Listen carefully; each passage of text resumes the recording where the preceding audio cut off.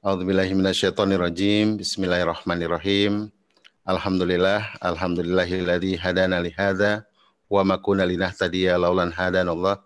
Asyhadu an la ilaha illallah wahdahu la syarikalah wa asyhadu anna Muhammadan abduhu wa rasuluh. Allahumma shalli wa sallim ala sayyidina Muhammadin wa ala alihi wa sahbihi wa wala.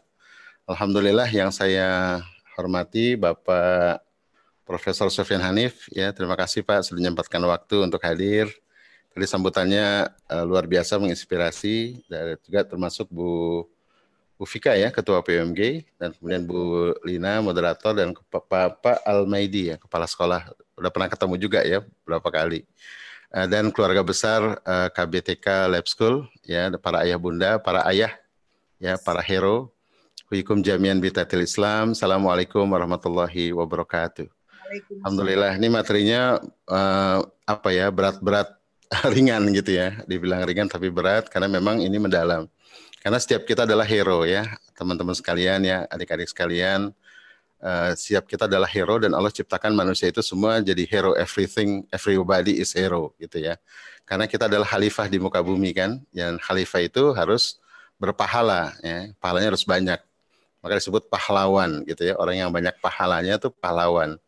Nah, maka Allah nanti menghitung manusia bukan dari dosa dan pahala, tapi siapa yang paling banyak pahalanya, gitu kan? Ya, jelas di Quran itu, jadi bukan kalau banyak dosa masuk neraka, banyak pahala masuk surga, enggak. Yang paling banyak pahalanya lah yang masuk surga, gitu ya. Jadi kalau pahalanya sedikit, belum tentu masuk surga tuh. Nah, maka kita berusaha untuk jadi pahlawan semua, insya Allah ya. Teman-teman sekalian, para ayah khususnya ya, ini memadukan berapa hari ya, hari pahlawan, hari ayah, gitu ya, hari guru, dan seterusnya. Dan memang setiap guru, setiap ayah ya, dia adalah pahlawan ya, pahlawan dalam lingkungannya terutama ya. Dan hari ini kita saksikan memang sejak 10 tahun para psikolog, para pakar itu berteriak-teriak ya, karena negeri Indonesia ini katanya the fatherless country ya, Bu Risman bilang begitu ya, negeri tanpa ayah. Ayah ada tapi tiada, ayah tiada tapi ada gitu ya. Dibilang ada nggak pernah hadir gitu ya, dibilang tiada ada orangnya begitu ya. Nah, ini jadi membingungkan karena memang banyak ayah, mohon maaf, tidak disiapkan jadi ayah, sepakat nggak? Ya, dari saya juga begitu, dari sejak kecil pokoknya sekolah yang tinggi, ya, masuk perguruan tinggi negeri, lalu kemudian bekerja di perusahaan besar gitu ya, bisa cari nafkah gitu. Jadi ukuran-ukuran menjadi seorang ayah itu disempitkan, seolah menjadi ayah itu hanya menjadi pencari nafkah gitu kan.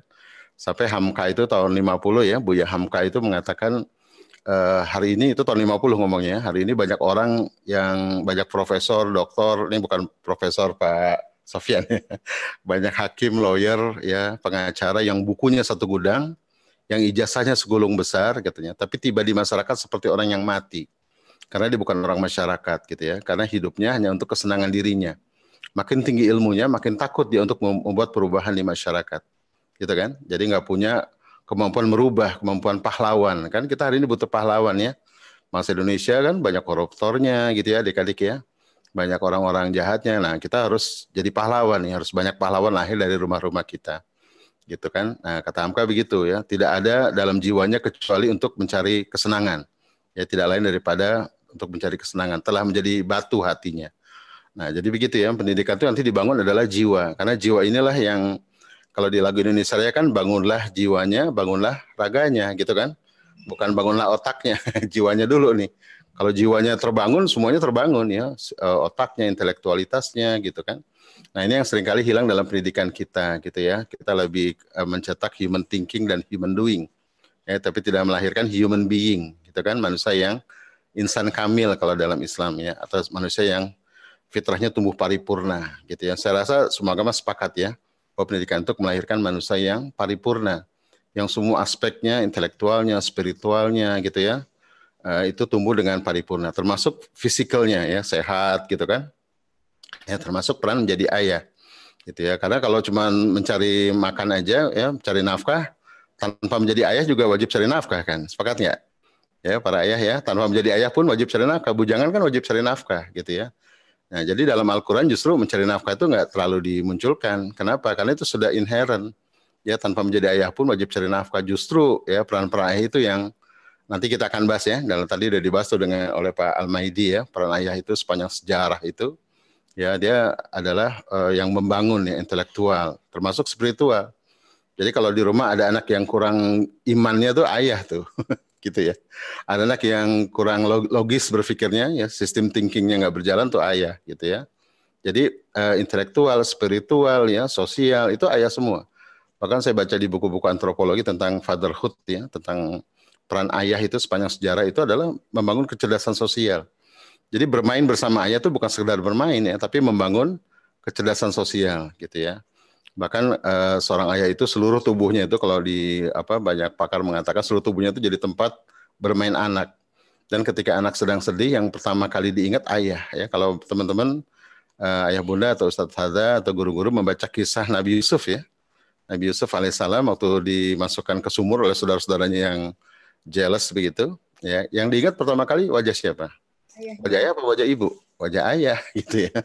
Jadi bukan wajah ibu. Tadi juga Pak Almedi sudah menjelaskan ya, di Al-Quran itu ada 17 dialog antara orang tua dengan anak. Ternyata 14 dialognya ayah sama anak. Satu dialog, dua dialog ibu sama anak, satu dialog berdua. Banyakan siapa tuh? Nah, banyakan ayah kan, gitu ya. Nah, hari ini banyak ayah bisu. Tahu nggak ayah bisu ya? Ya kalau pulang bawa laptop, asik depan laptop ya, anaknya ngajak main, ngajak apa, cuek gitu kan. Ya ayah lagi sibuk nih gitu ya dan seterusnya. Itu melanda di mana-mana. Ya kehidupan yang unbalance ya, tidak seimbang. Itu lagi-lagi karena sistem pendidikan kita dulu ya, saya dan para ayah ini, ya saya nggak nyalin ayah ya, karena memang sistem pendidikan kita di rumah maupun di sekolah tidak mengarahkan kita menjadi ayah. Sepakat nggak? Ya itu tidak menjadi agenda lah kurang lebih gitu. Sehingga kita berpikir ya hidup itu ya work life ya. Hidup itu adalah pekerjaan, cari nafkah, karir. Ya akhirnya hari ini kita temukan pekerjaan itu menjadi agama baru. Kalau di barat disebutnya wokeism. Ya. Pekerjaan itu jadi isme, ya, jadi agama baru, lalu kemudian hidup jadi unbalance. Ya, jadi nggak seimbang. Inilah jadi penyebab perceraian ya, nauzubillah. Jangan sampai ya ayah ayah selingkuh gitu ya atau maksiat. Nah, jangan sampai deh gitu ya karena bagi anak-anak itu ayah tuh hero ya walaupun nggak usah disebut ya bagi dia ayah tuh hero. Kebayang nggak kalau ada anak kita menganggap kita hero ya lalu kemudian kita melakukan hal yang apa yang memalukan ya atau hal yang buruk ya anak-anak akan jatuh tuh drastis tuh ya kan dia akan kecewa. Saya banyak menangani para pemuda usia 21, 22 yang secara bakat hebat betul ya. Bahkan ada pelukis hebat yang sudah pameran tapi kemudian ngedrop ya. Ternyata begitu digali-digali ya dia shock ya dengan ayahnya.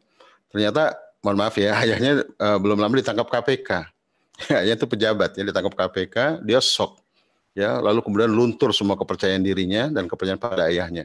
Sekarang dia di rumah gitu ya, mohon maaf akhirnya jadi apa ya seksual obsesif gitu ya jadi apa ya jadi mohon maaf ya jadi masturbasi setiap hari begitu ya anaknya tampan tinggi besar gitu ya 180 cm lebih ya tapi beratnya cuma 50 kilogram jadi destroying gitu ya destroying atau toxic saya nyebutnya toxic father ini hati-hatilah jangan sampai gitu ya apalagi anak-anak sekarang masih usia dini dan bukan hanya usia dini nih ini harus berlanjut ya justru usia dini ini baru awal saja sebenarnya ya peletakan fondasi ya kedekatan kita bersama anak.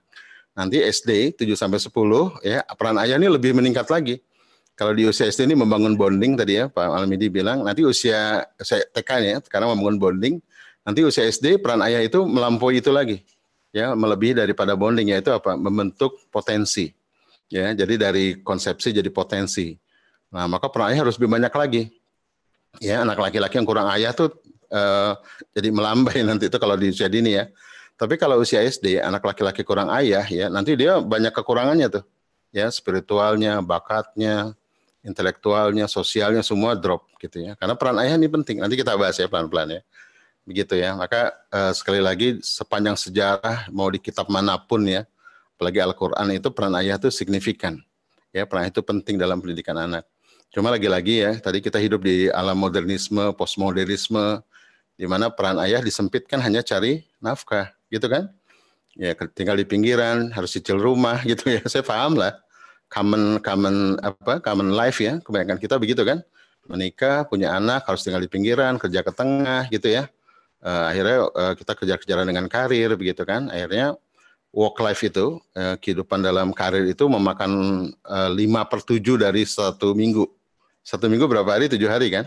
Nah 5/7 itu buat cari nafkah. Lalu yang 2 harinya apa? Nah numpuk di situ tuh yang 2 harinya kan. ada spiritual life di situ, ngaji di situ, ya, sama keluarga di situ, semua numpuk di weekend. Kebayang nggak? Nah, walhasil apa? Unbalance ya, unbalance. Kadang-kadang saya pernah riset ya melihat anak pasangan-pasangan muda dengan anaknya ke mall gitu. Saya lihat ternyata ayahnya nggak fokus gitu ya. Jadi yang sibuk ibunya megangin anak, ayahnya itu nggak fokus pegang HP gitu ya dan seterusnya.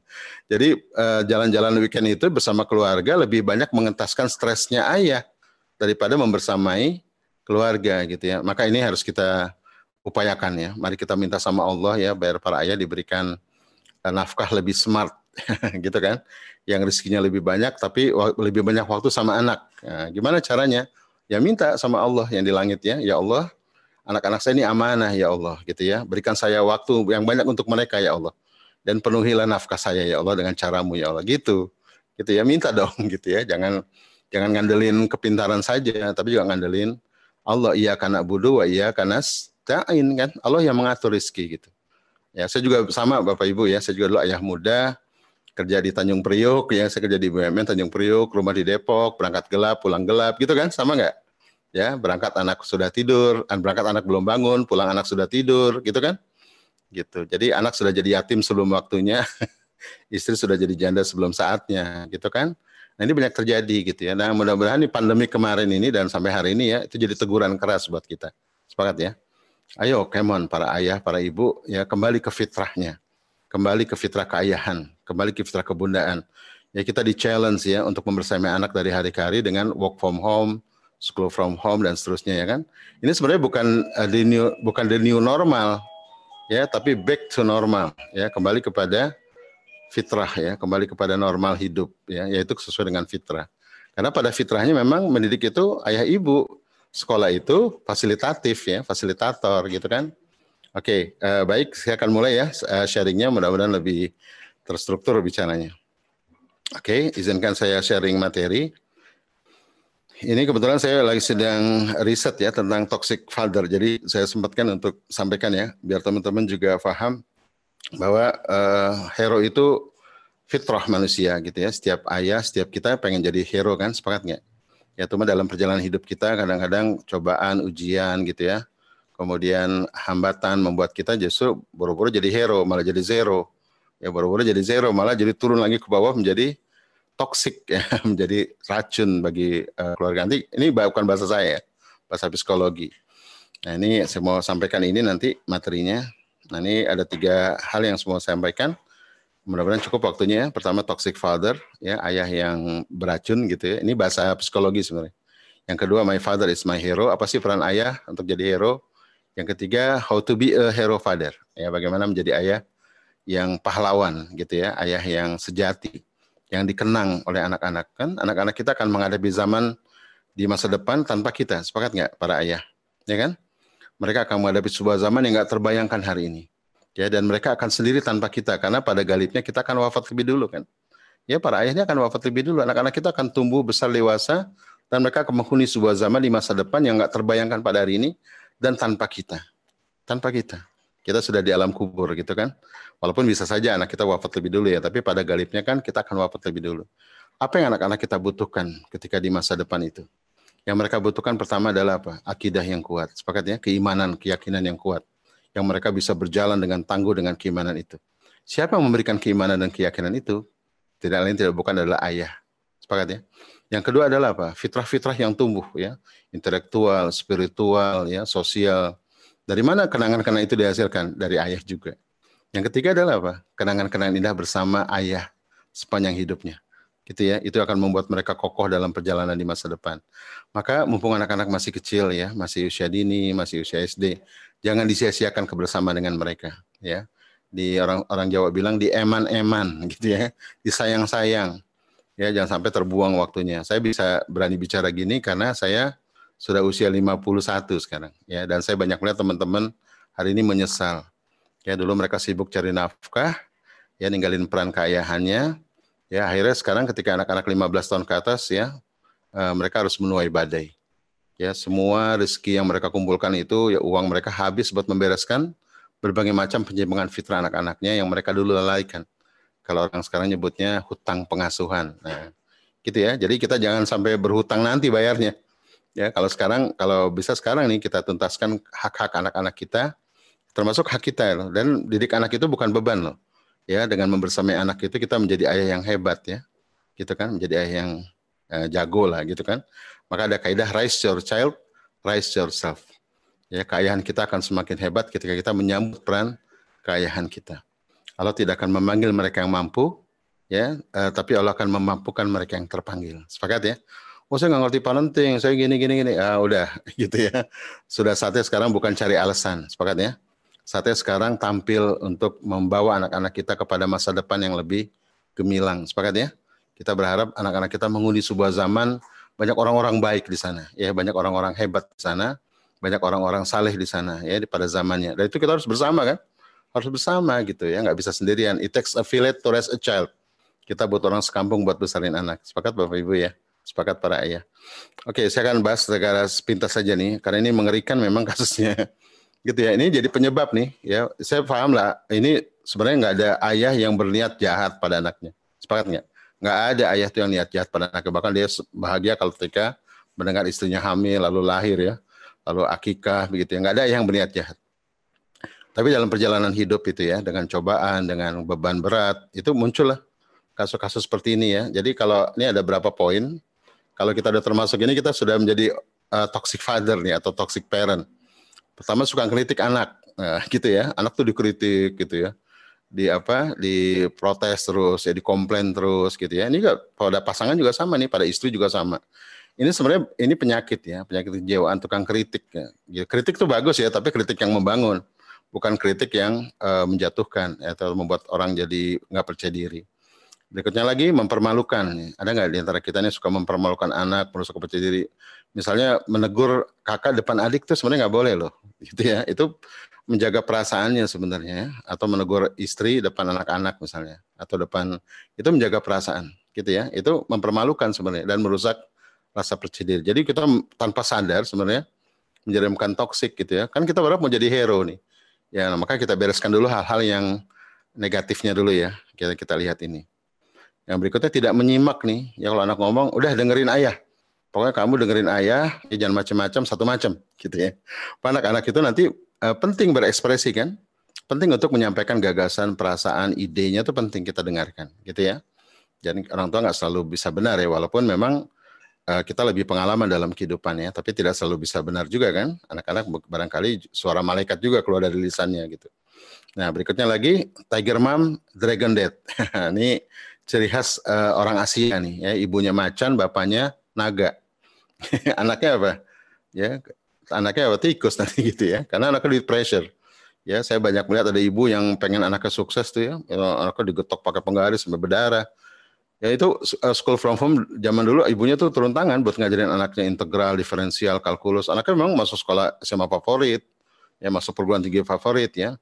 Terus kemudian itu saya tahu setelah anaknya bermasalah, setelah menikah dia bermasalah dengan keluarganya, dibawa ke saya. Gitu ya, saya coba analisa, oh ternyata memang ayah ibunya ini obsesif ya, obsesif pengen anaknya sukses. Ingin anak sukses, siapa sih nggak ingin anak sukses, sepakat ya? Tapi kalau keinginan itu tidak sesuai dengan fitrahnya ya, banyak menuntut, akhirnya bukan alih-alih sukses malah jadi kacau kan? Ya, saya pernah dengar cerita terutama imigran ya, atau urban ya, atau imigran di Amerika ya.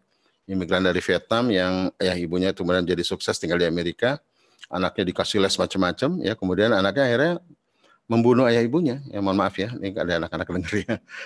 Mohon maaf nih, jadi saya lupa. Jadi itu kan nggak boleh terjadi ya. Jadi banyak ditekan, akhirnya jadi alih-alih jadi soleh malah jadi salah, gitu kan? Gitu. Jadi menuntut prestasi berlebihan. Kemudian mengucilkan nih, mendiamkan anak ya. Banyak orang tua pakai metode ini nih. Kalau marah anak didiemin 2 hari gitu ya, 3. Ini ada yang bilang ini kan metode Rasulullah. Katanya Rasulullah pernah kan mendiamkan sahabat yang tidak berangkat perang. Iya, tapi itu untuk orang dewasa. Sepakat nggak? Anak kecil gitu, anak kecil ya anak kecil ya anak, bukan orang dewasa berbentuk kecil kan, gitu. Jadi dalam menggunakan kaidah-kaidah agama juga atau teladan Rasulullah, kita mesti tempatkan usia juga. Ya seperti misalnya menghukum ya, menghukum anak itu, memukul anak, ada memang kaidahnya ya. Usia 10 tahun kalau nggak salah dipukul, itu syariah memang. Tapi memukul anak itu berbeda dengan memukul orang dewasa yang melanggar peraturan ya, misalnya mencuri gitu. ya dicambuk 100 kali misalnya kan, itu harus menyakitkan, memalukan ya dan membekas. Tapi kalau mukul anak itu nggak boleh tuh menyakitkan, memalukan, membekas tuh nggak boleh. Karena itu pukulan sayang, ya bukan pukulan amarah gitu ya. Itu pun setelah ada proses, ya 0 sampai 6 penuh cinta, 7 10 penuh kesadaran, ya kedekatan dan kesadaran. 11 sampai begitu usia 10 masih belum sholat, boleh dipukul ya. Kalau itu tapi pukulan sayang. Tapi kalau 0 sampai 6 nggak ada cinta di situ, kosong. 7 10 nggak pernah bersama ya, nggak pernah membangun kesadaran. Tiba-tiba 10 ditempeleng. Nah, itu zolim namanya gitu kan. Sama undang-undang hukum semua kan diterapkan setelah disosialisasi kan. Nah, zolim kalau menerapkan hukum yang belum disosialisasi. Terus playing victim ya, ini mendramatisir anak-anak seolah-olah orang tua itu korban ya. Kamu nih karena kamu kemarin nggak masuk sekolah, ayah ibu jadi sakit-sakitan misalnya gitu ya. Jadi anak-anak tuh merasa guilty feeling yang berat gitu ya, merasa bersalah gitu. Ini sering tanpa kita sadar loh. Sibuk dengan perasaan sendiri daripada perasaan anak ya. Tadi Ibu Vika cerita tuh ya, atau Ibu siapa? Bu Lina ya, sibuk dengan gadget sendiri gitu kan. Ketawa-ketawa dengan di grup WhatsApp ya, anak-anak mau curhat nggak bisa gitu ya, sibuk dengan perasaan sendiri. Ya, terus overprotective. Nah, juga ini penting nanti ya di usia mulai 7 10 ya, anak-anak tuh mulai ngebolang ya. Nah, ini penting orang tua untuk memberikan ruang bagi anak untuk lebih banyak bergerak. Ya, walaupun beresiko memang ya. Misalnya napak tilas sejarah ke ke Mataram Islam bertemu Ustadz Salim Filah misalnya ya untuk belajar tentang sejarah ya, atau napaktil atau ekspedisi ke ujung kulon ya, atau backpacker ke Turki Hagia Sophia misalnya, atau umroh bersama ya, keluarga besar KBTK umroh bareng-bareng gitu ya. Itu SD ya, SD kan sudah mulai ngebolang. Beresiko, tapi lebih beresiko lagi kalau tidak diberi ruang untuk mencoba, sepakat ya. Maka harus dimitigasi risikonya tentunya. Nah, ini hari ini banyak jadi keluhan nih orang tua jadi helikopter parent ya, take monitoring, waskat, pengawasan melekat. Ya, kali saya juga dulu bikin sekolah alam ya. Di sekolah alam itu kan banyak outing ya, banyak outing outdoor gitu ya. Itu biasanya yang paling paling kacau itu di grup di grup WhatsApp itu orang tua tuh. Ya, orang tua biasanya rame tuh ya. Anak saya sudah pakai jaket belum? Sudah minum obat belum? Sarapannya gimana?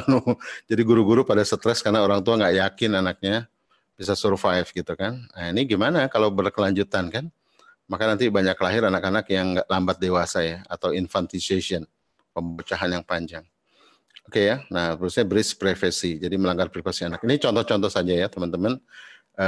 Tanpa sadar kita akhirnya jadi di mata anak bukan jadi hero ya, malah di mata anak nih jadi tukang jadi preman nih orang tua gitu ya, nggak menjadi hero. Nah ini sekedar warning saja. Warning buat kita semua. Nah, akibatnya apa? Gitu ya. Karena orang tua menularkan keburukan, maka anak-anak jadi buruk, membenci Tuhan, ya. Punya pandangan buruk tentang Tuhan, tentang agama, gitu ya. Kok Tuhan kejam sih, gitu ya. Saya sholat tuh saya dipukul. Saya kalau nggak sholat dibilang masuk neraka, gitu ya. Akhirnya punya imaji yang negatif tentang Tuhan. Ya, karena salah didik, salah asuh, gitu kan. Kalau di Islam itu kan setiap anak lahir dalam keadaan fitrah, orang tuanya lah yang merubah-rubah, mengacak-ngacak fitrah itu.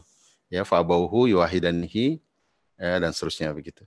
Ya, terus your behavior is motivated by fear. Ya, jadi berikutnya you feel drained or starve. Jadi perasaan tuh gersang ya, kering gitu ya, merasa hampa dan seterusnya. Terus perilaku itu dimotivasi oleh takut, marah dan rasa bersalah. Kebayang nggak sih orang yang melakukan sesuatu karena rasa takut, rasa bersalah kan? Ini udah pasti nggak bakal jadi hero nih ya. Maka nanti hero born hero gitu ya. Pahlawan tuh melahirkan pahlawan. Ya, jadi kalau kita beracun melahirkan anak yang keracunan gitu ya. Tapi kalau kita hero melahirkan anak yang hero. Maka be a hero. Ya, mari kita jadi pahlawan dengan segala kemampuan yang kita bisa. Paling tidak pahlawan buat keluarga. Your need and feeling are ignored ya. Jadi ada perasaan untuk ditolak ya. Mungkin ayah bunda ada yang merasakan ini ya. Dulu punya orang tua galak betul gitu ya. Banyak dilarang, banyak ini. Akhirnya jadi mau apa-apa tuh takut. Ya mau apa-apa tuh nanya dulu gitu ya. Nggak ada keberanian gitu ya. Dan seterusnya. Ya memang adab sama orang tua itu penting ya. Ada aturan, ada kepatuhan penting. Tapi kalau sampai menciptakan suasana takut bertindak ya. Atau tidak punya percaya diri itu malah merusak kan. Gitu ya, karena soalnya keimanan itu kan diukur dari sajaah ya, keberanian orang untuk melakukan perubahan. Para pahlawan itu kan punya sifat sajaah, dan sajaah itu berangkat dari spiritual ya, bukan dari yang lain. Oke ya, you walk on Excel. Jadi seolah-olah seperti berjalan di atas kulit telur gitu ya. Selalu khawatir orang tua marah gitu. Ya, you frequently feel used, exploit. Jadi merasa dimanfaatkan, dieksploitasi, tidak dihargai, merasa tidak pantas dicintai. Ya. Ini hasil-hasil dari perbuatan tadi ya, perbuatan yang alih-alih hero malah sebaliknya, malah zero gitu ya. Terus menjadi perfeksionis. Banyak anak-anak yang pengen jadi perfeksionis karena nanti kalau nggak perfect ayah ibu marah. Nah ini kalau terbawa sampai dewasa jadi rentan stres nih. Atau sekarang banyak dibahas anxiety disorder, ya, gangguan kecemasan. Ya karena selalu nggak yakin, saya bisa nggak ya? Ya padahal sudah full gitu ya.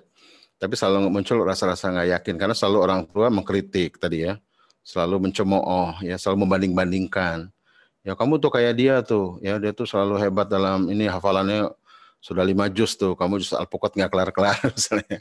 Akhirnya jadi muncul anak-anak yang stres, ya anxiety gitu ya, merasa cemas akan masa depan. Ini juga bisa bunuh diri kan dan seterusnya. Suka menyalahkan, membenci diri ya. Saya banyak ketemu anak-anak muda yang mengatakan I hate myself, Ustaz gitu ya. Saya benci diri saya, Ustaz. Saya mau berakhir saja gitu ya, karena saya tidak merasa saya disayang, nggak merasa disayang gitu ya. Ibu saya tuh curiga terus, kalau saya jujur saya dimarahin, kalau saya diam saya dikejar-kejar, seolah-olah saya nggak, dan seterusnya begitu ya. Itu banyak. Ya, akhirnya jadi sama orang jadi waspada, curiga ya. Jadi selalu mengkhianati hubungan dekat biasanya. Ya, begitu dia menikah, dia meninggalkan istrinya. Jadi selalu cemburuan dan nggak jelas begitu. Memiliki relasi yang tidak sehat, dan ini jangan masalah jadi seperti lingkaran setan. Kalau kita nggak memutus siklus ini ya, maka nanti berlanjut ke anak keturunan tuh ya. Nanti anak kita jadi toksik lagi, anak cucu kita juga begitu, terus begitu. Nah makanya ini harus di close ya, harus diputus. Nanti kita akan bahas di sesi akhir ya, bagaimana how to be a good father ya, be a hero father dan seterusnya.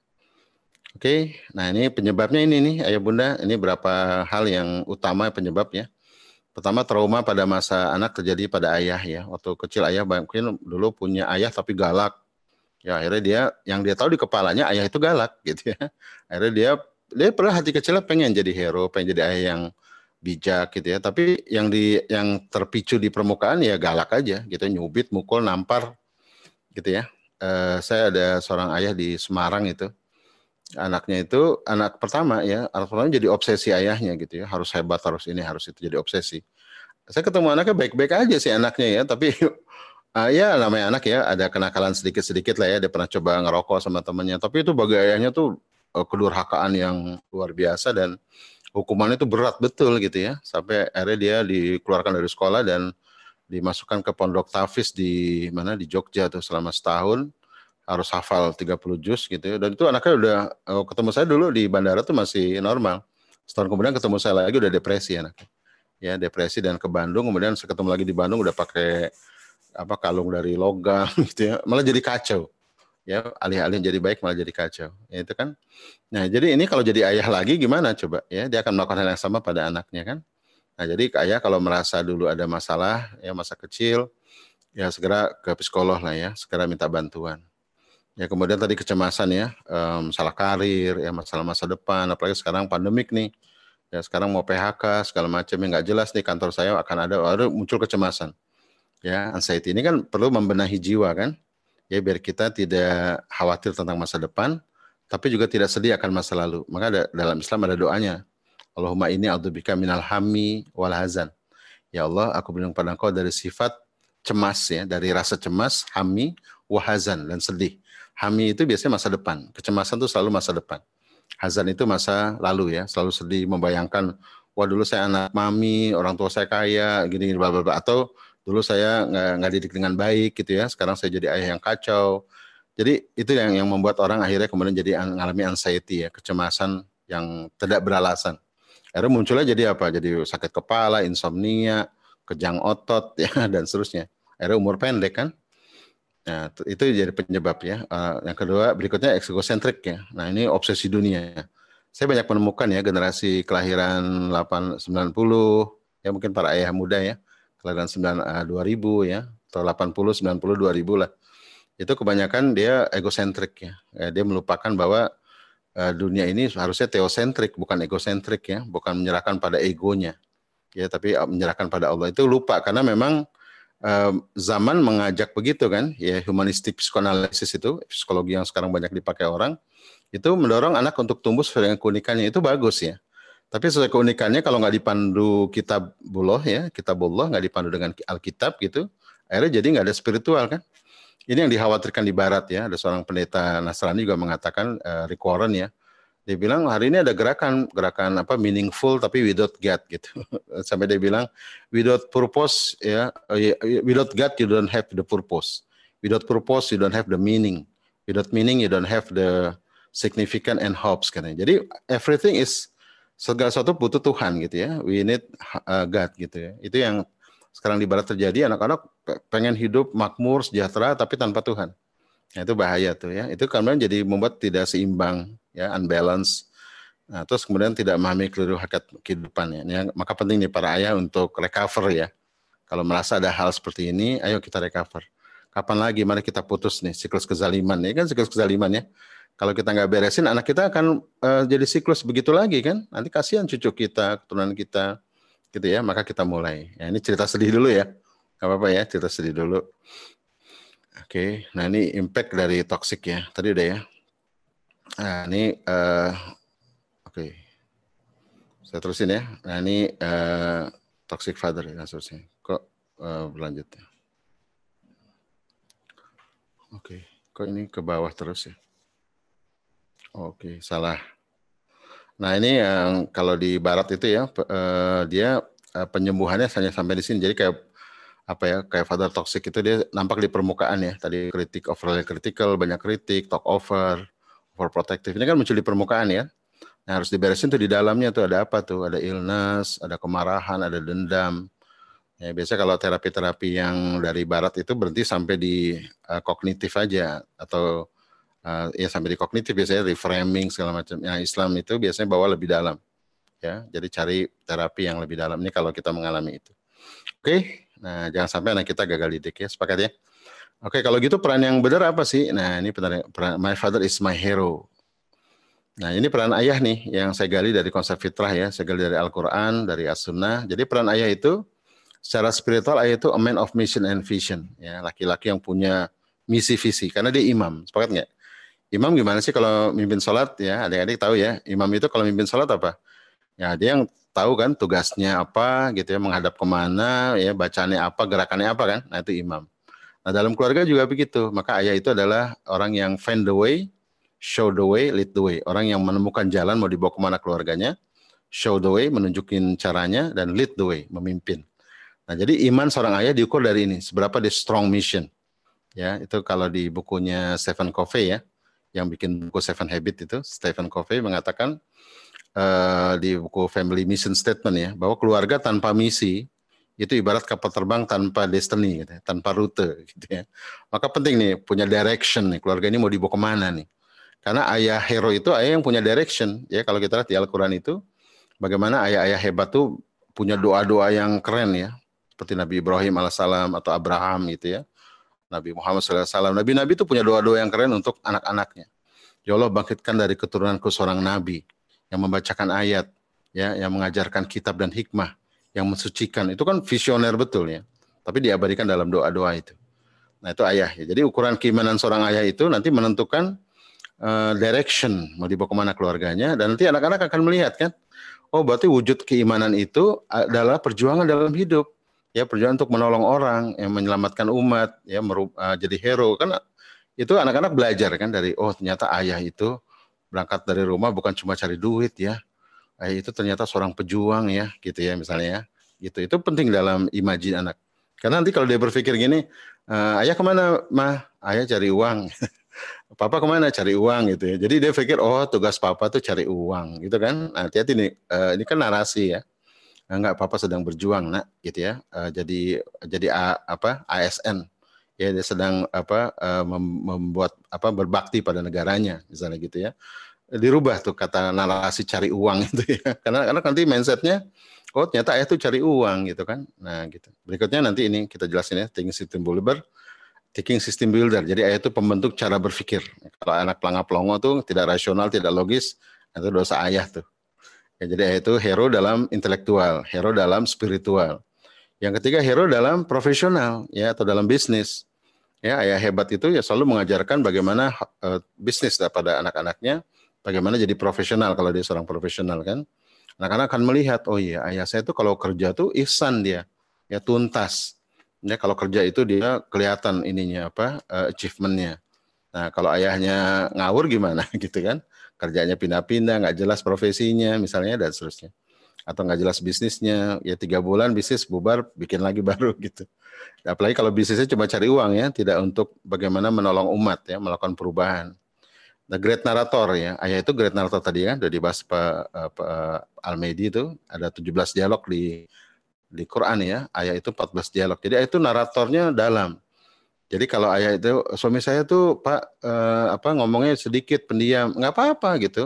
Ayah itu memang ngomongnya dikit, tapi dalam. Oke ya. Nak, ayah ini nak, ya pejuang nak, ayah ini cinta Indonesia nak. Ya, ayah ini ingin Indonesia ini makmur nak. Kamu lanjutkan perjuangan ayah ya nak, dikit tapi dalam. Ya kan, anak-anak tuh terinspirasi gitu kan. Terinspirasi dengan ucapan ayah gitu ya. Jadi nggak apa-apa ngomong dikit tapi dalam. Kalau ibu berbeda ya, ibu ngomongnya banyak tapi nggak jelas gitu ya. Karena ibu biasanya lebih cerewet gitu. Oke, berikutnya masculinity supplier. Ayah itu pensuplai maskulin. Jadi kalau anak laki melambai itu ayahnya nggak hadir tuh, ya kan? Dan education responsibility.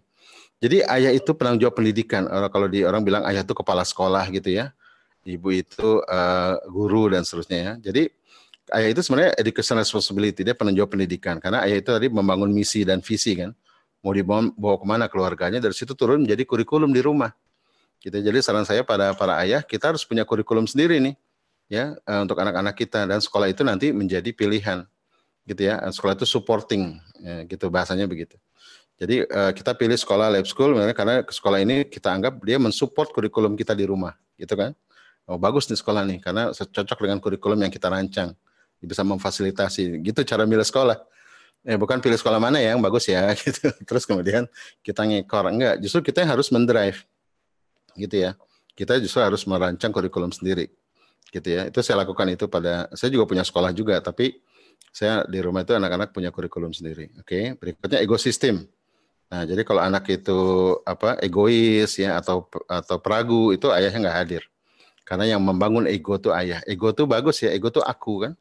Ya, karena kalau nggak punya aku, keakuan tuh gimana? Tapi kalau akunya nggak tumbuh baik, jadi egois kan? Jadi sibuk diri sendiri tadi ya, egosentrik, asik dengan perasaan sendiri gitu ya, dan seterusnya. Nah, healthy physical skill developer ayah juga pembangun kesehatan fisik gitu ya. Nah, hari ini banyak ayah karena sibuk kerja jadi obesitas ya. Karena perhatikan deh, anak kalau pola gerak itu niru ayah. Jadi kalau ayahnya rajin bersepeda, rajin olahraga, anaknya pasti sehat tuh. Sepakat nggak? Karena pola gerak itu dari ayah. Yang kedua pola tidur. Jadi pola gerak, pola tidur tuh ayah yang menularkan. Kalau ibu tuh pola makan sama pola bersih, ya. Kalau anak suka jajan gitu ya, terus kemudian jorok tuh ibu tuh, gitu ya. Jadi tadi betul tuh kata profesor, masing-masing punya peran ya, dan ini harus saling melengkapi gitu kan. Nah kalau ibunya malas masak ya anaknya suka jajan kan, sepakat nggak? Gitu kan, akibatnya jadi gampang sakit, jadi rentan ya, makanannya nggak toyib ya, halal sih halal tapi nggak toyib. Nah berikutnya ayah ini sang raja tega. Nah kalau ayah tuh sang raja tega. Jadi kalau urusan tega tuh ayah harusnya. Tapi nanti ada saatnya ya, tega tuh ada saatnya. 7-10 tuh tega di alam, 11-14 itu tega di kehidupan. Ya, kalau anak-anak sudah mulai 11 tahun tuh mulai bukakan rekening, bikinkan paspor, kasih investasi, libatkan dalam bisnis tuh mulai 11 sampai 14. Itu kalau dalam Islam disebut sinu murahakoh ya, masa pembebanan, masa mulai ditempa. Karena 15 ke atas disebut sinu taklif. Ya dia sudah mukalaf, sudah setara dengan ayah ibunya. Kalau di barat juga begitu kan, anak udah belasan tahun tuh 15-16 dia sudah dianggap mandiri dia. Nah, dalam Islam juga sama ya, di bangsa Yahudi juga sama. Bangsa Yahudi bahkan lebih muda, anak 13 tahun dilantik menjadi pemuda kalau di Yahudi. Kalau di Islam tuh 15 ya. Jadi membedakan masa anak dengan masa dewasa itu 15. Jadi anak-anak yang di atas 15 bukan anak-anak lagi sebenarnya, sudah jadi pemuda kan. Harus kita siapkan dari sekarang, jangan sampai dia kuliah dibayarin ya, nikah dibayarin, rumah di DP-in, anak ditungguin gitu kapan mentasnya. Jadi beban kan. Gitu. Pak, Undang-Undang Sisdiknas tahun 59 silakan dibuka deh. Undang-Undang Sisdiknas tahun 59, putra-putri Indonesia harus sudah mandiri ketika 15. Gitu ya. Cuma sayangnya lagi-lagi kita nggak pakai ya. Akhirnya sekarang dewasa itu nanti kalau sudah S3, S2, 27, 28, ukurannya itu ya. Padahal kita lihat anak-anak yang S3 juga banyak yang nggak dewasa kan. Gitu ya. Siapa kasus yang di Manchester itu? Ya kan, anak sedang ambil S3 malah melakukan perbuatan yang buruk gitu. Oke ya. Nah ini personal cost. Jadi ayah tuh sang raja tega, kalau ibu apa? Sang pembasuh luka. Gitu ya. Jadi ibu tuh yang membasuh luka. Jadi kalau ibaratnya anak itu pedang, ayah yang menempa. Ceng gitu ya. Ditempa kan pedang itu kan. Kalau nggak ditempa, logam itu nggak jadi pedang. Tapi kalau ditempa terus patah nggak? Patah ya. Nah ada saatnya nanti dicelup ke air. Gitu ya. Nah ibu nih yang sang pembasuh luka. Ya tempa lagi, ya masuk lagi. Akhirnya jadi pedang yang hebat. Maka penting tadi, sama kayak profesor bilang ya, ayah ibu tuh penting saling melengkapi gitu. Kalau ditempa terus patah, direndam terus nggak jadi pedang kan gitu ya. Ini penting ayah ibu. Dan hari ini saya lihat ada yang ketukar tuh, ayahnya lebih lembut daripada ibunya. Ada nggak di rumah yang ketukar? Ya, jadi ibu sang raja tega, ayah sang pembasuh luka. Ketukar tuh. Ya itu kalau bikin film judulnya apa tuh? Fitrah yang tertukar. Gitu. Karena apa? Ketegaan itu butuh rasionalitas, banget nggak? Karena untuk tega itu butuh rasionalitas. Tentu ayah laki-laki. Sementara sang pembasuh luka ya itu butuh emosional kan? Ya kan butuh emosional gitu. Nah kalau kebalik gimana? Ya kalau ketegaan itu emosional akhirnya jadi bablas ya. Ibu-ibu kalau marah kan bablas, nggak ada remnya gitu ya. Nah karena ketegaan itu butuh rasionalitas. Ya kalau ayah juga sama ya. Kalau empati itu butuh emosi kan? Ya untuk bisa merawat, bisa menenangkan jiwa itu butuh emosional gitu ya.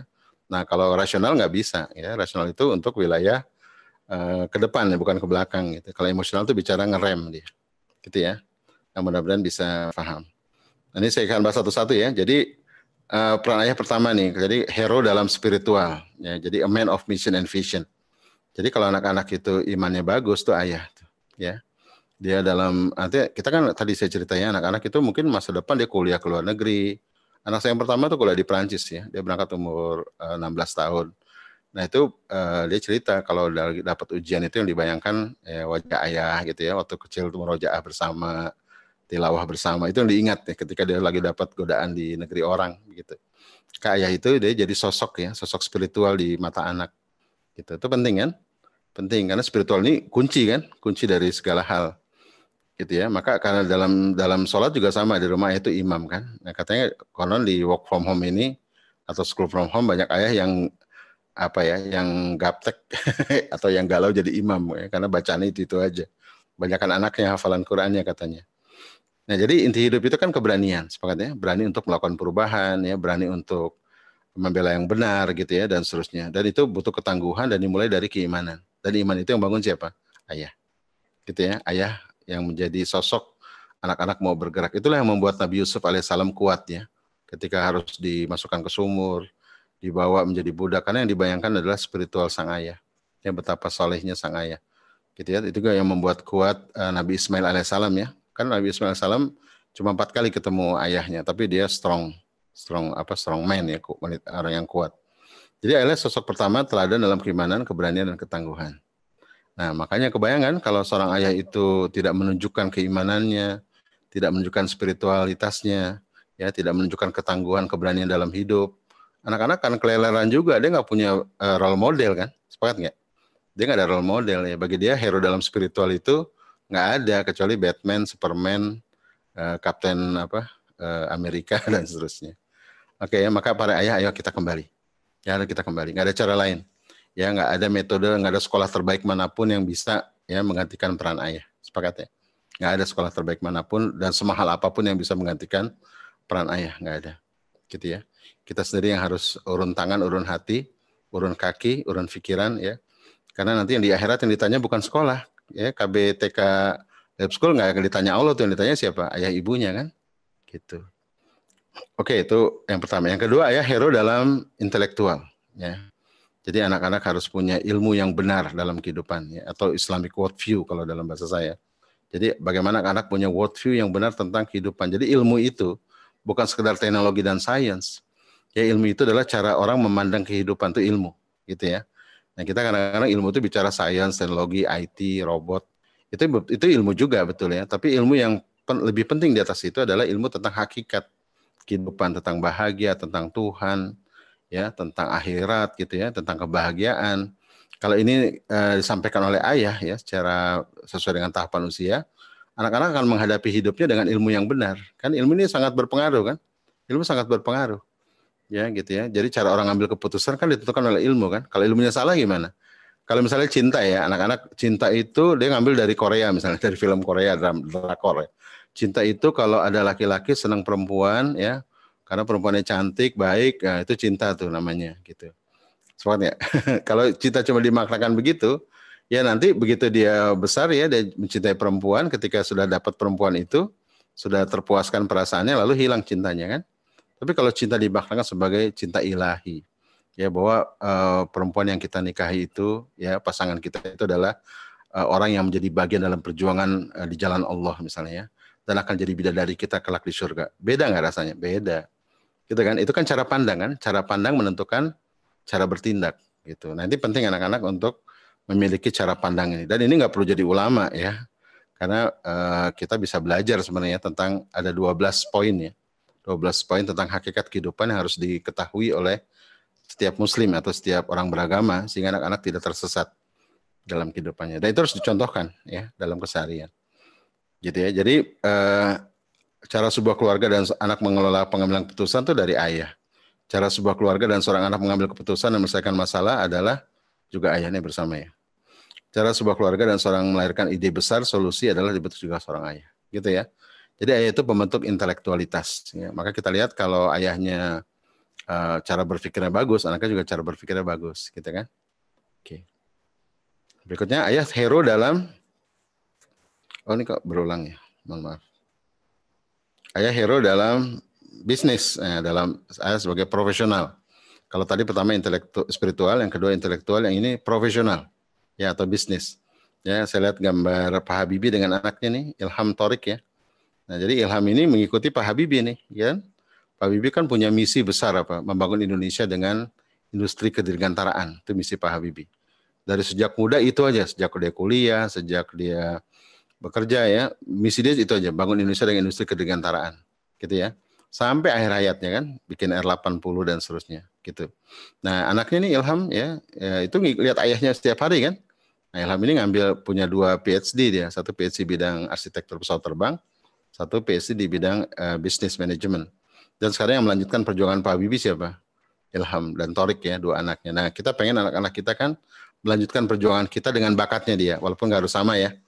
Mungkin Ilham ini secara engineer nggak lebih hebat dari Pak Habibie, tapi secara bisnis mungkin lebih hebat ya. Jadi, tapi tetap dalam bidang perjuangan yang sama, gitu ya. Jadi bidang boleh sama, solusi bisa berbeda, gitu ya, tergantung bakat masing-masing anak. Tapi ayah itu adalah sebagai profesional atau business coach ya, sebagai coach. Gitu.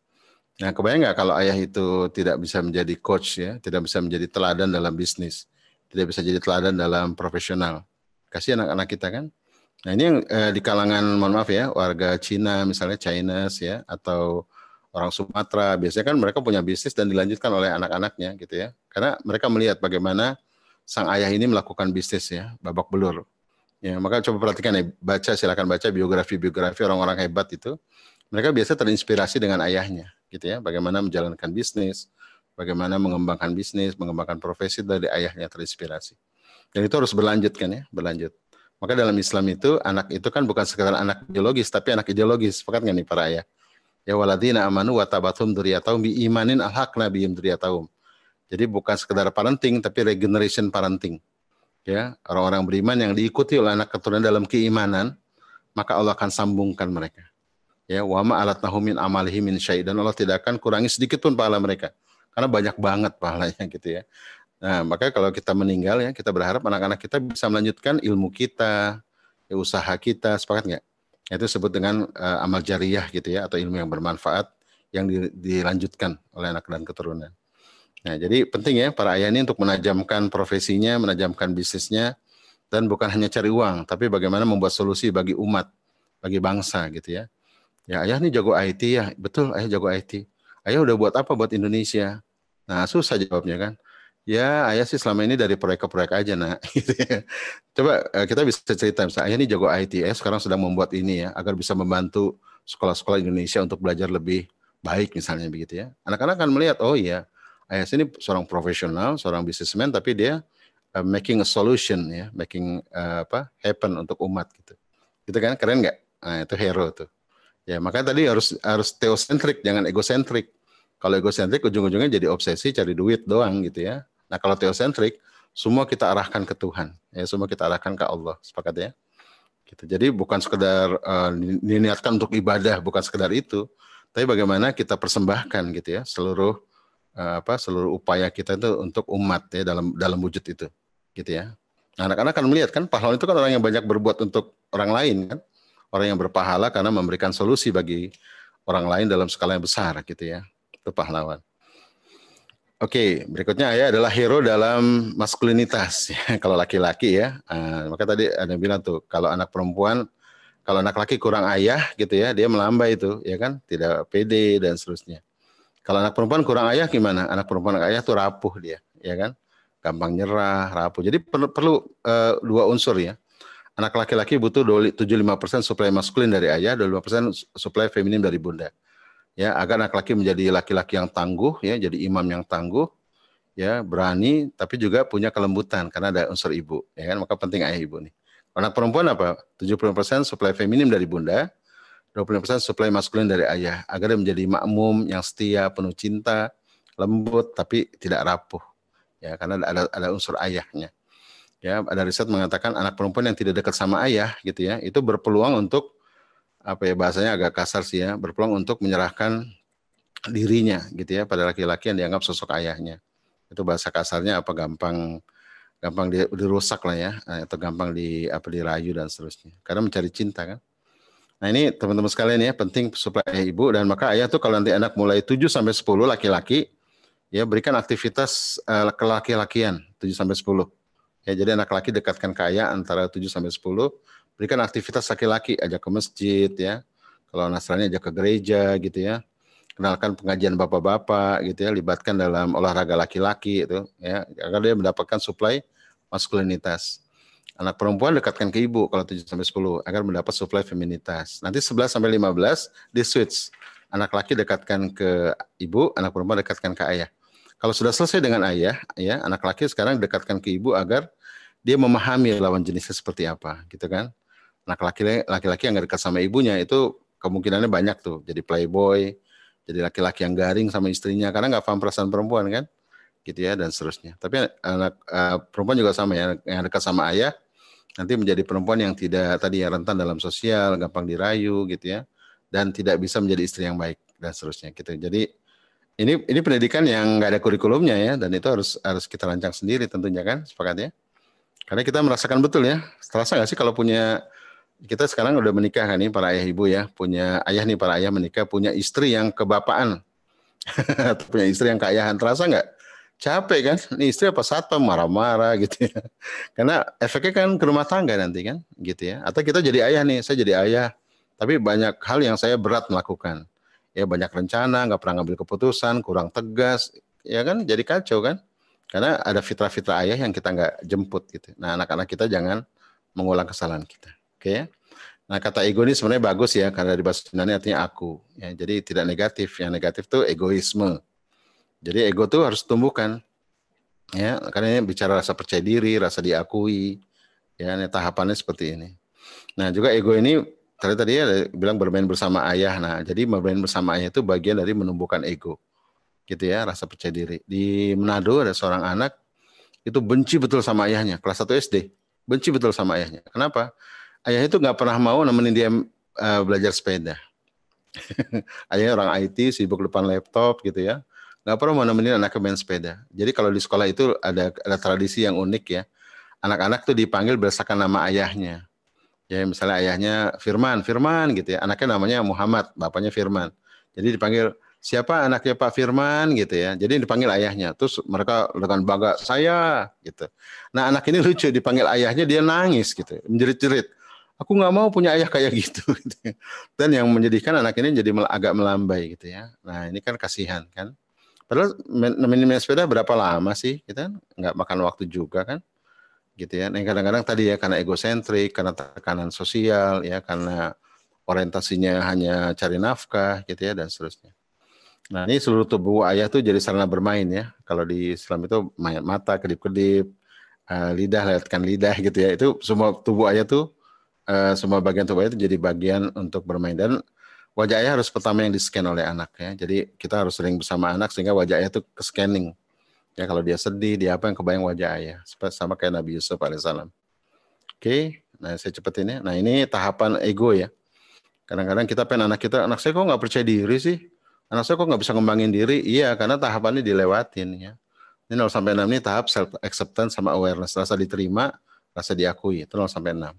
7 sampai 10 itu mulai confidence ya, regulation. Ya, rasa untuk percaya diri dan regulasi 7 sampai 10. Nah, jangan kebalik ya, 0 sampai 6 anak suruh confidence, suruh ngatur diri, enggak. Di bawah 7 tahun tuh enggak ada regulation. Tapi bukan berarti nggak diatur ya. Tapi aturan itu bukan dalam bentuk perintah, tapi dalam bentuk kebersamaan, contoh, keteladanan. Gimana Ustadz ngajarin anak untuk patuh nih, untuk disiplin di bawah 7 tahun? Saya bilang itu bukan mengajarkan, tapi memesonakan, membersamai, membangkitkan girah gitu kan. Bukan tertibnya, bukan target disiplinnya, tapi sukanya pada disiplin, walaupun nggak sempurna. Itu di bawah 7. Gitu ya. Jadi lebih kepada rasa diterima dan rasa dipedulikan. Nah, baru 7-10 mulai masuk confidence sama regulation. Maka nanti teman-teman yang anak yang tahun depan masuk SD barangkali ya, itu sudah mulai masuk tahap regulation ya. Anak-anak mulai diperintah ya, tapi juga harus dibangun kesadaran. Maka cara yang terbaik adalah di alam, di tempat di alam gitu ya. Anak-anak akhirnya mau teratur karena kebutuh kan. Gitu ya, kalau naik gunung ya butuh webbing, butuh ransel, nggak boleh ada yang kurang ketinggalan. Ada yang ketinggalan aja di atas gunung kelaparan atau celaka begitu ya. Nah, ini anak-anak harus menyadari bahwa harus patuh ya atau taat dengan aturan tapi dengan kesadaran ya, bukan dengan paksaan. Itu 7 sampai 10. Maka cara terbaiknya dengan ngebolang ya, ngebolang, napak tilas dan seterusnya. 11 sampai 15 ya, jadi adik-adik nih yang sekarang TK ya, nanti siap-siap nih. 7 sampai 10 banyak naik gunung sama ayah ya. Naik gunung sama ayah, backpacker kemana? Ke Hagia Sophia, siap ya adik-adik ya yang sekarang masih TK nih. Ya ayah diminta aja ya cari duit mulu ya gitu ya. Kita backpacker ya ke Mekah misalnya gitu ya. Atau ke Palestina misalnya silakan. Nah 11 sampai 15 ini baru mulai self development. Nah, ini masa menempa tadi ya saya bilang. Ya ada tahapan. Jadi semua ada tahapannya, tidak berlaku kaidah makin cepat makin baik. Jadilah gardener jangan jadi carpenter. Nah gitu konsepnya. Oke, nah terus dialog tadi ya disampaikan. Nah ini penting dialog orang tua sama anak. Dan kualitas dialog ayah sama anak itu sangat ditentukan oleh kualitas dialog ayah sama jiwanya. Sepakat nggak? Makin baik dialog dengan dirinya, dengan Tuhannya, makin bagus dialog sama anak-anaknya. Maka ayah yang kata-katanya dalam, berkesan itu, ayah yang banyak dialog dengan jiwanya. Gitu ya. Maka kalau sholat ya atau ibadah itu jangan dianggap sebagai beban. Itu bagian dari bagaimana kita melakukan dialog dengan jiwa kita sehingga nanti representasinya bagus ya dengan anak, dengan pasangan gitu kan. Nah ini ayah great narator nih gitu ya. Maka doa-doa kita semua kan itu tampilan kan. Itu ekspresi ya, ekspresi dari kondisi jiwa kan. Gitu ya. Kalau doa-doanya cuma bicara dunia ya biar bisnis sukses, proyek berhasil. Itu kan suasana jiwanya pasti. Tapi kalau doa-doanya tentang bagaimana masa depan ya, bagaimana keluarga ini masuk surga bersama, gimana Allah jalin kedekatan bersama gitu kan beda ya. Itu karena berdasarkan dari jiwanya. Oke. Nah ini saya gambar, ada yang tahu nggak nih siapa nih?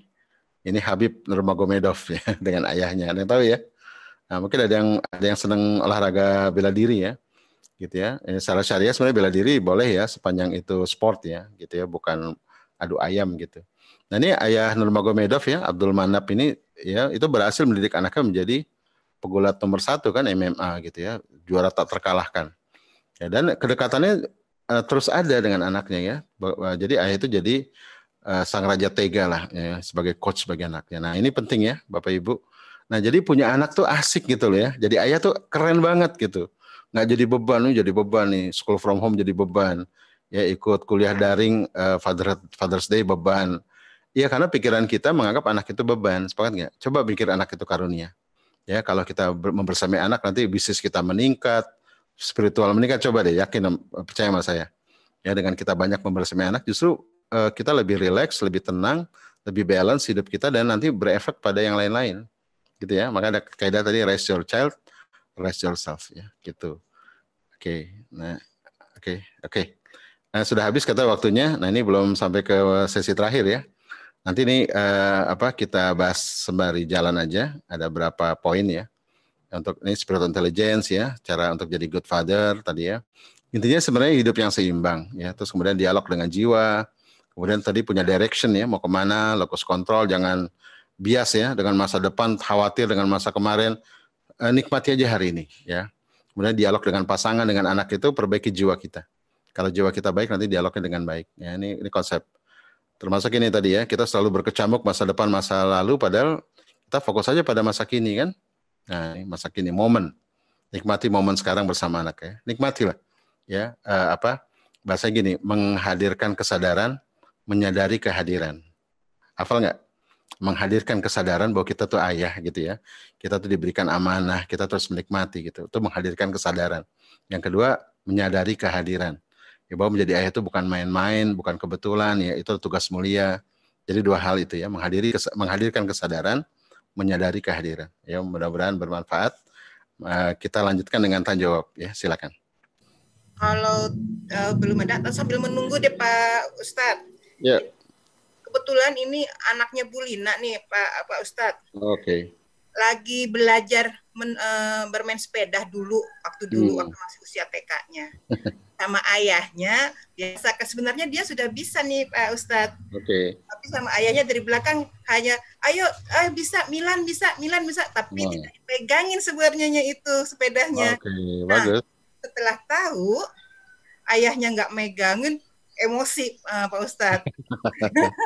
Sampai sekarang itu kadang-kadang suka keluarlah itu rasa keselnya sama ayahnya itu. Ayah kenapa seperti itu? Itu gimana tuh advice-nya dari Pak Ustadz ya untuk Iya. Dia sebenarnya dia merasa dibohongi kan. Nah, betul. Dia kecewa kok saya dilepas gitu ya, dibilang dipegang ternyata nggak dipegang.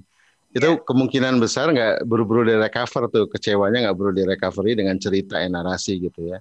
Ayah kan melakukan itu biar kamu bisa gitu kan, biar kamu percaya diri. Itu kemungkinan nggak buru-buru di-recover, keburu tidur, kerekam di alam bawah sadarnya, akhirnya jadi kerekam sampai sekarang barangkali ya, jadi kemarahan. Tapi itu sebenarnya kalau masih di bawah 7 tahun sih jangan khawatir ya, itu masih bisa dinarasi terus saja. Alhamdulillah. Kan melakukan itu biar kamu bisa. Atau kita coba di kegiatan lain, misalnya berenang ya. Berenang juga nanti dipegangin perutnya, kita lepas gitu kan. Itu dalam rangka dia percaya diri lah. Ya, atau rasa confidence gitu. Iya. Ya, soalnya anak-anak memang dia kadang-kadang merespon sesuatu berbeda kan. Betul. Kita nggak bayangkan dia akan merespon seperti itu kan. Tapi tiap anak nih punya respon yang berbeda satu sama lain. Jadi harus diperhatikan juga responnya. Rajin-rajin dinarasiin aja, ngobrol gitu ya. Atau sembari bercanda, kamu masih marah nih sama ayah nih, bener nih. Kalau ayah nggak gitu, kamu nggak bisa naik sepeda loh, gitu kan. Iya, betul-betul. Kan masih marah sama ayah dipeluk, itu lama-lama hilang kok, gitu ya. Apalagi nanti ada skill-skill lain yang dibutuhkan dia untuk sama ayah kan ya. Misalnya bikin kandang, ya, atau petukangan, atau berkebun gitu ya. Nah, terus aja begitu, lama-lama muncul trust ya, trust. Itu karena dia mungkin merasa dibohongi aja gitu. Iya, betul. Terus setelah kejadian dia langsung kabur ke rumah neneknya. Oh, anaknya sensitif banget ya berarti ya. Iya, betul.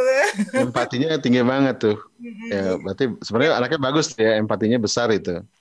Dan dia orangnya beliefnya tinggi ya. Artinya kalau kepercayaan itu bagi dia nomor 1 lah ya, kepercayaan itu. Betul. Itu sakit hati betul kalau dibohongi memang anak-anak seperti itu. Iya, makasih Pak Ustadz. Ini alhamdulillah Pak Ustadz, sudah ada yang ingin bertanya dari ayahnya Salsa kelas B1. Oke, silakan. Silakan kepada ayah Salsa.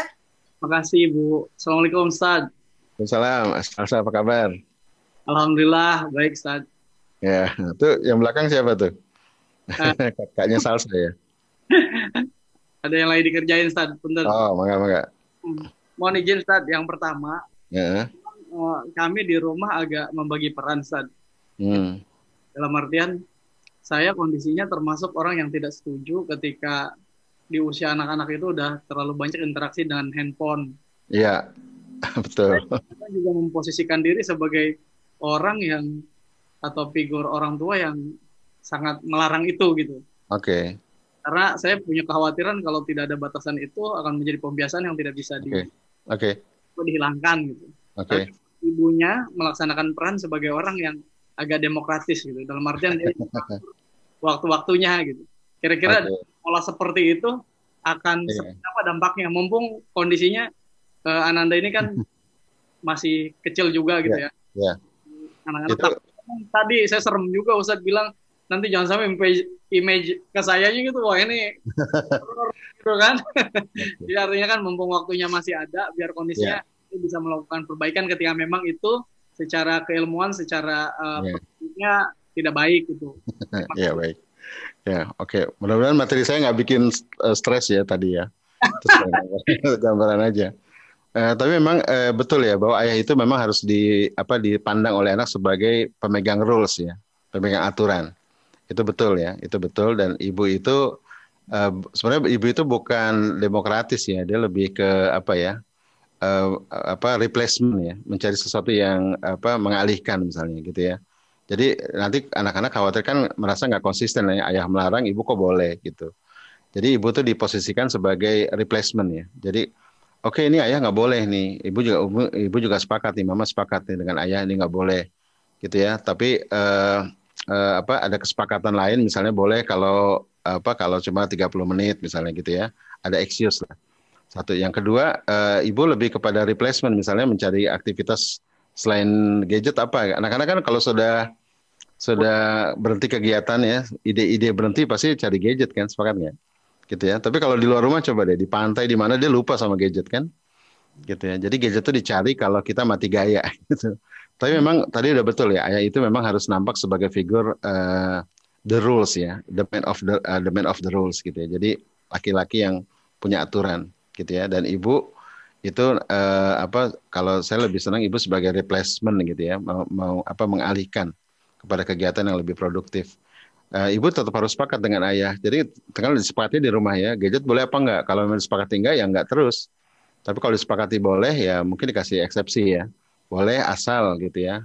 30 menit tapi diupayakan jangan sampai eksepsinya jangan sampai kepake gitu ya. Dengan cara memberikan terus aktivitas yang produktif ya. Sehingga nanti eksepsinya itu nggak kepake gitu kan. Kan soalnya gadget ini kalau di bawah 7 tahun saya termasuk yang menganggap jangan dulu gitu ya. Kecuali kalau ditemani. Kedua, kalau sudah kepepet ya, kita sudah kehabisan ide kegiatan, nggak ada cara lain, ya kita boleh pakai gadget gitu. Gitu kan, kalau masih banyak ide, berkebun, miara hewan gitu ya, ada kegiatan outdoor, walaupun cuma di halaman rumah, sebaiknya memang di-replace, diganti. Gitu ya, karena khawatirnya intensitas anak-anak berlanjut dan orang tua makin keenakan ya, kalau anak rewel kasih gadget gitu ya. Anak ini kasih gadget, akhirnya orang tua juga nggak terasah fitrah ke ayah bundaannya.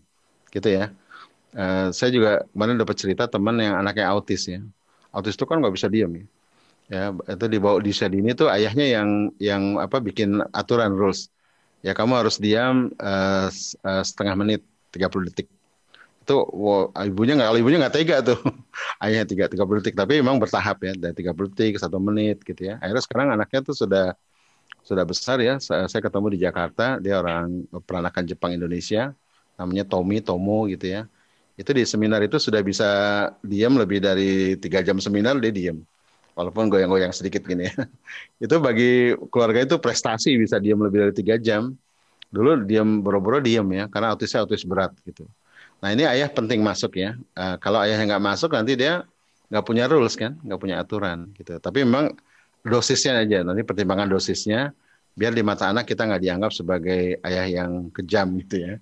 Kan dosis ini penting gitu ya, juga termasuk banyak pelukan gitu ya. Kalau di bawah 7 tahun itu harus lebih banyak memunculkan imaji positif kalau di bawah 7 ya, perasaan cinta, perasaan disayang, perasaan dibersamai, perasaan diterima itu. Maka Billy Risman mengatakan di bawah 7 tahun itu bukan pusat kepintaran tapi pusat perasaan. Ya, seorang psikolog lain, Dr. Adrian Rusby mengatakan di bawah 7 tahun itu pusatnya imajinasi dan abstraksi. Ya, jadi kuatkan itu aja, imaji tentang semua kebaikan. Tapi bukan tertibnya, bukan disiplinnya, tapi imaji. Ya, kalau kita tidak mampu melarang ya sebaiknya dialihkan. Gitu ya. Karena kalau dilarang nanti malah semakin semangat ya. Kata jangan itu di bawah 7 tahun agak perlu dibuat redaksional yang lebih bagus ya.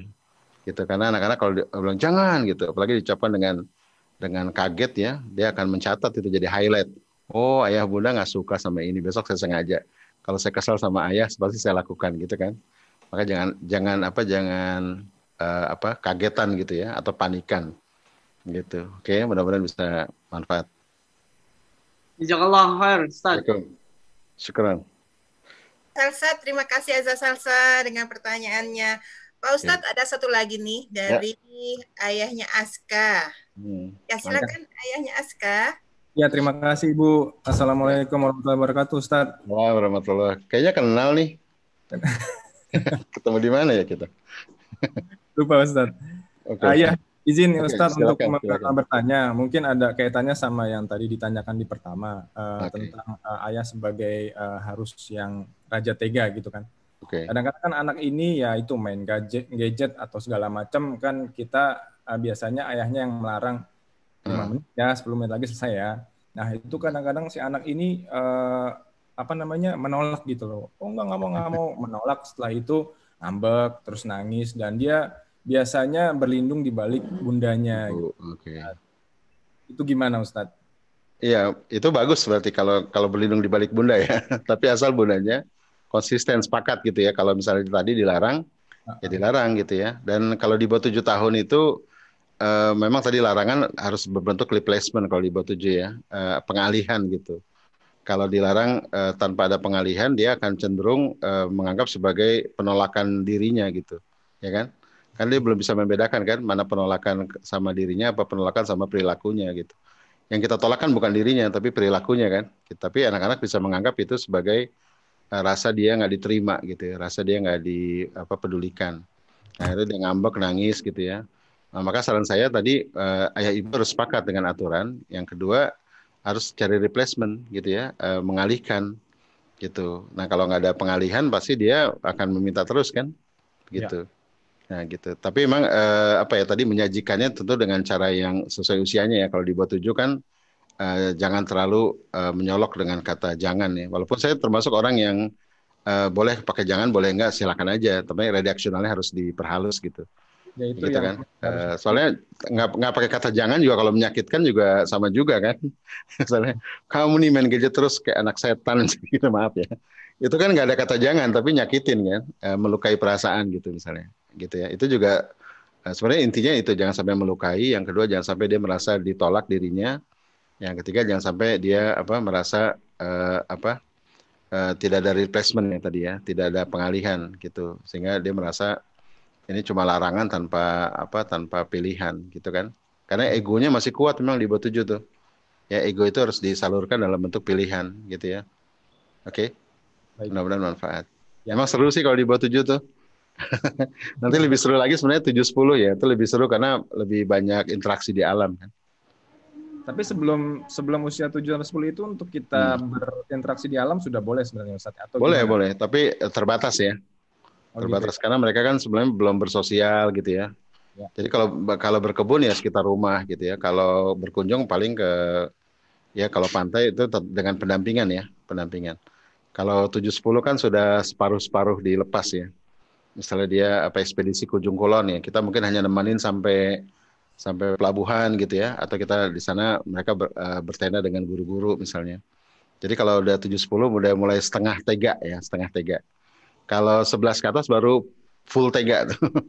Ya dirantaukan ya, kalau udah siap dipondokkan misalnya itu udah full tega tuh, gitu ya. Tapi disiapkan dulu tentunya kan. Kalau full tega tapi nggak disiapkan nanti dianggap dia merasa diusir gitu, ya kan?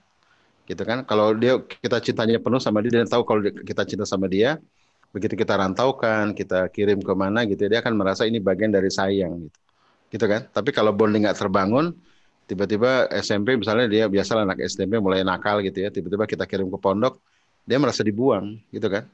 Oh saya dibuang nih ya, saya dibenci nih, saya nggak diterima nih gitu ya, ayah ibu nggak sayang sama saya. Nah itu banyak kasus tuh anak-anak di pondok merasa dibuang gitu, walaupun itu pilihannya ya. Oh kok dia yang milih Ustaz? Iya dia yang milih, tapi dia milih pondok itu karena merasa di rumah nggak betah gitu ya, tiap hari dikomplain, tiap hari dikritik, akhirnya dia merasa wah ini solusi saya keluar dari rumah nih dengan masuk pondok gitu. Padahal di pondok itu sendiri dia nggak terima sepenuhnya ya, ada perasaan dibuang juga di sana. Itu yang maksud saya ya. Maka 0 sampai 6 tadi bangun cinta dulu, full cinta gitu ya. Kalau mau lingkungan, saya berharap kalau di bawah 7 lebih banyak steril ya, lumayan steril lah gitu ya. Walaupun jangan dikurung juga gitu ya. Nanti 7-10 baru mulai imunitas tuh. Kepapar yang dikit-dikit yang nggak baik itu oke lah kalau 7 sampai 10 ya. Sepanjang ada kedekatan sama kita, nanti dia akan kesempatan kita buat imunitas sebenarnya kan. Ya kayak anak saya tuh pulang SD kelas berapa ya, kelas 2 apa pulang, dia bilang ya itu laki sama laki bisa kawin ya. Kamu tuh dengar dari mana gitu kan. Nah karena deket kan dia ngomong kan ya, karena ngomongnya kesempatan kita buat imunitas kan masukin. Oh nggak gitu, coba kamu lihat kelinci kamu, kucing kamu kan kalau nikah harus laki perempuan. Oh iya ya gitu, jadi masuk logikanya, masuk contohnya masuk kan, karena di bawah 7-10 tuh anak-anak harus melihat bagaimana dunia bekerja gitu ya. Kalau di bawah 7 tuh lebih banyak kisah-kisah, imajinasi, dia telan semua tuh kalau di bawah 7. Ya, tadi kalau misalnya gadgetnya diambil ngamuk, ya kemungkinan kita kurang cerita juga barangkali ya, kurang narasi juga. Kalau langsung di-cut memang dia akan merasa ditolak gitu ya. Harus ada narasi, harus ada happening art namanya kalau anak-anak di bawah 7 tuh ya. Ada kondisional gitu. Oke, jadi mudah-mudahan paham. Nanti kalau di Fitrabis tuh ada tahapannya, biar kita nggak lebay, nggak lalai gitu ya.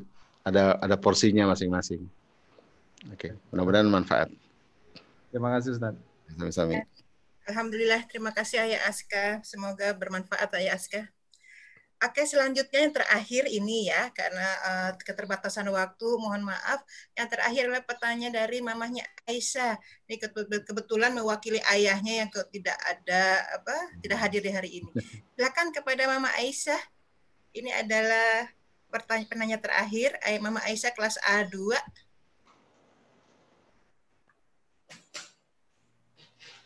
Mohon maaf Ibu, sepertinya sudah live.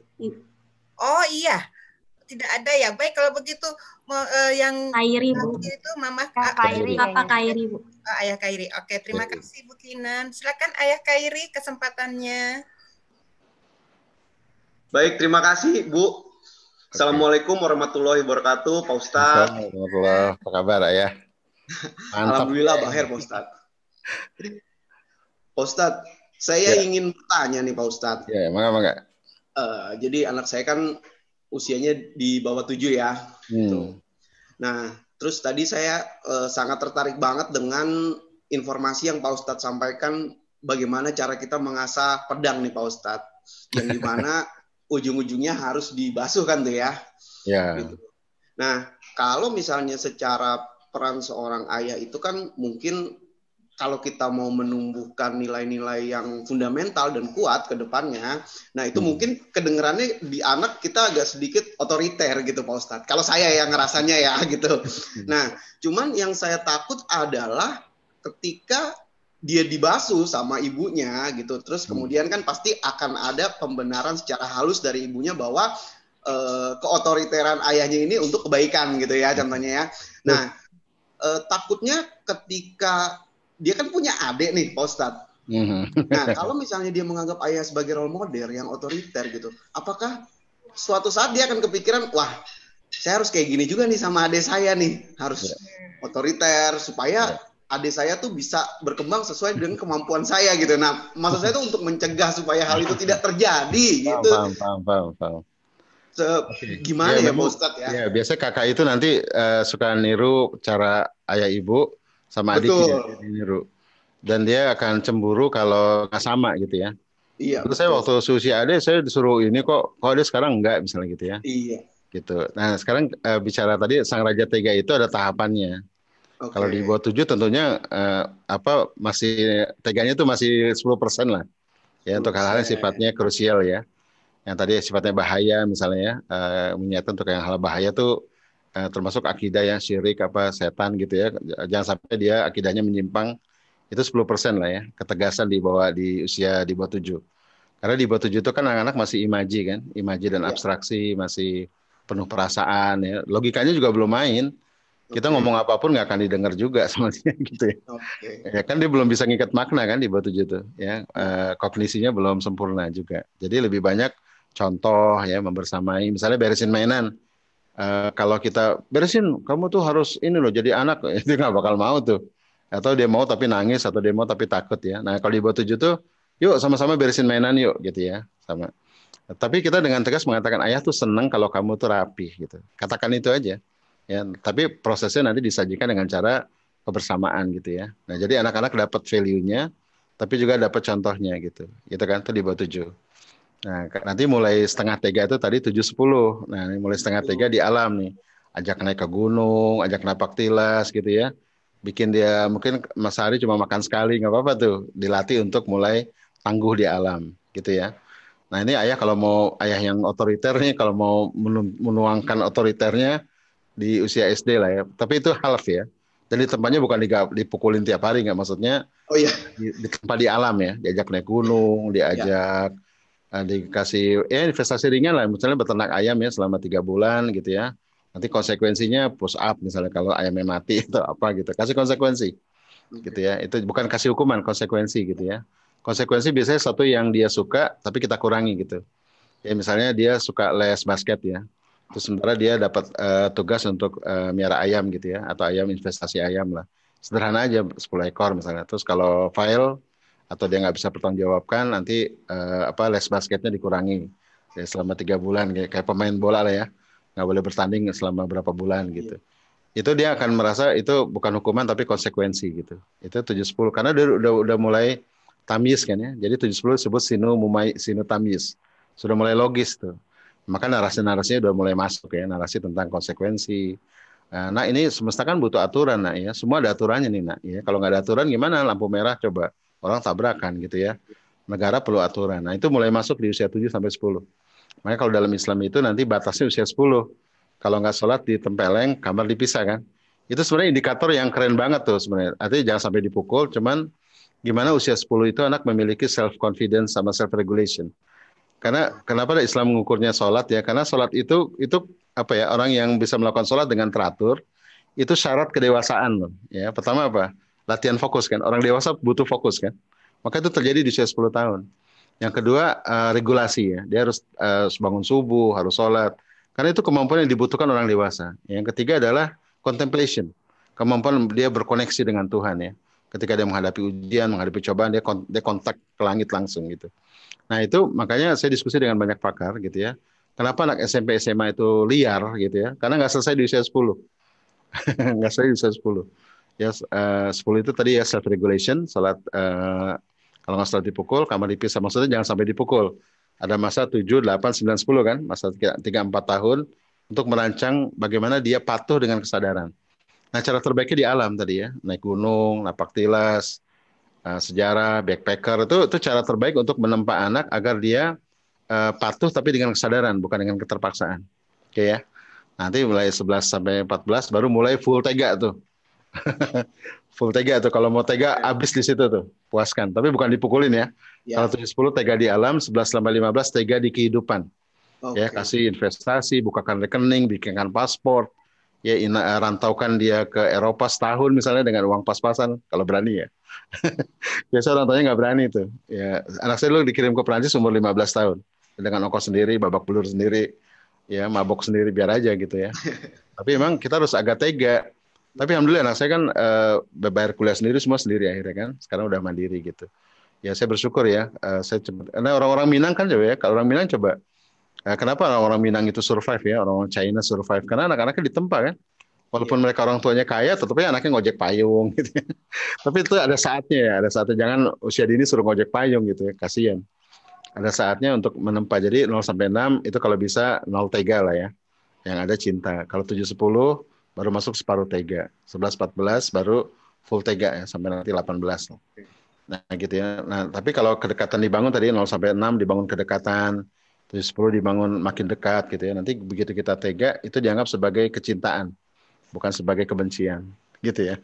Jadi semua ada tahapannya dan kita harus ikuti aja, itu sudah dicontohkan oleh Rasulullah ya, sudah para ulama sudah membreakdown sebenarnya. Itu seperti perintahkan sholat sejak 7 tahun. Kenapa sih Rasul mengatakan perintahkan sholat sejak 7? Karena di bawah 7 have no rules kan. Nggak ada aturan di bawah 7. Karena aturan itu dimulai usia 7. Tapi bukan berarti nggak diterapkan aturan di bawah 7. Cuman tadi ya dipesonakan, dibersamai gitu ya, dicontohkan. Ya, tapi tetap disampaikan ya. Mainan harus beres nih.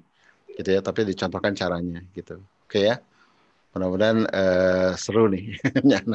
Soalnya kalau tuh ilmunya asik kok punya anak, nanti anaknya banyak deh. Percaya sama saya. Yang bikin kita beban itu kan karena kita nggak paham ya, satu ya, nggak paham dan kita merasa anak itu beban ya. Gitu. Tapi kalau kita paham caranya, justru anak kita jadi seru. Kalau kita punya 10 anak, kita jadi tim bisnis yang keren itu kan. Tim dakwah yang keren itu. Kalau misalnya buat berdakwah atau tim, kalau kita bikin bisnis keluarga, jadi tim bisnis yang keren kan.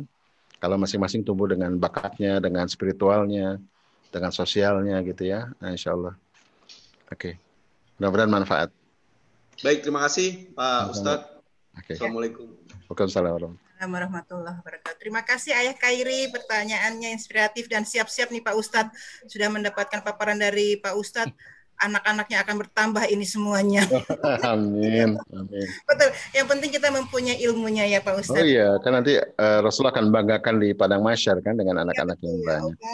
Ya, Pak Ustadz, mohon maaf, mohon izin bila saya bisa memberikan sedikit ulasan dari Pak Ustadz bahwa kita kembali harus kepada fitrahnya, back to fitrah, back to real family, back to real education from family.